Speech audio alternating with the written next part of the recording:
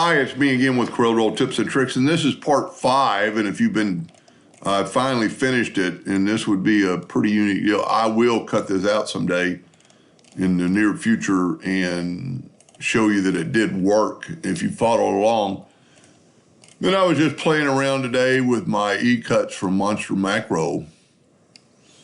And even though it's not a finger joint box, this is so simple. I mean, this took me,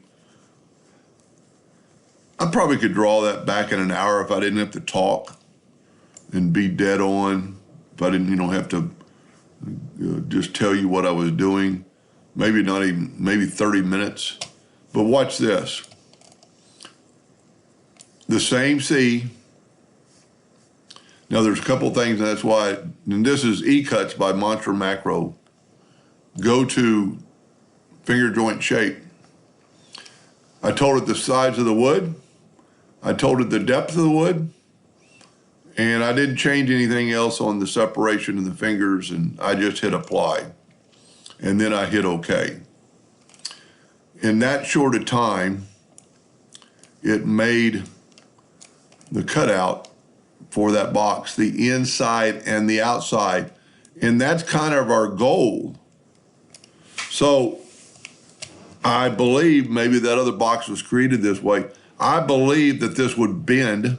Now you would have to use some sort of clamp to glue, especially the inside, and I would try to do both of them at the same time, but I believe that this would be flexible enough and have enough surface area to work. And so we go to Object and Group and ungroup it. Now, and then ungroup it again. We'll break the curve apart. This piece would fit right there. And that's the only piece that doesn't have to bend. I would maybe even, and you're gonna need 2 pieces. I failed to mention that. If we put, well, let's move that joint right to there. Double click on it, move our rotation to there, and then rotate this down. See, it's it's just a flush fit, so it'll work. So that piece goes there, and then these other pieces go around it.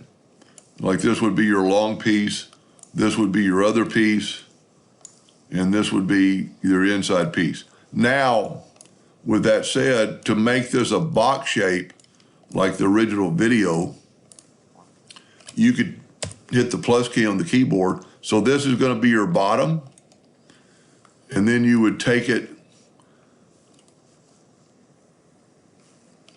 see if I can't borrow that C from in there. I don't wanna, well, I've got it saved. Let's go ahead and ungroup it again. There we go. So this is gonna be your bottom, this is gonna be your top. And of course you would wanna make sure that's correct and nudge. And then all you have to do is take the Smart Fill tool. Smart Fill tool makes a new shape. So this is your top. So that's gonna cut out, and you're gonna have an inside. So if this one fits on top of that one, the red would be the inside line, so it would be open up. I guess I've gotten rid of that picture of what the original person wanted help with, but I possibly, maybe next week I'm gonna cut both these out and just kind of make sure they work. So this is your bottom, and make sure it's a hairline, no matter what color it is. Yeah, so you need to make sure all these are hairlines. So you could group them all together and go hairline so they would cut out.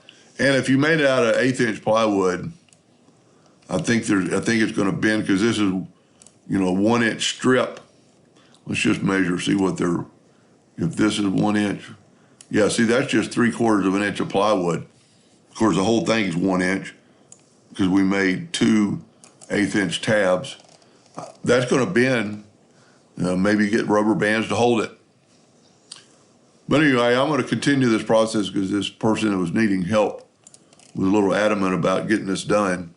So this is Ecuts by Monster Macro. Just go to that website and check it out. It's $60, and it does so much. And if you don't, if this is the first one you've ever seen, just search in my video Macro Monster and see what else it can do. I hope that helped. Thank you for watching.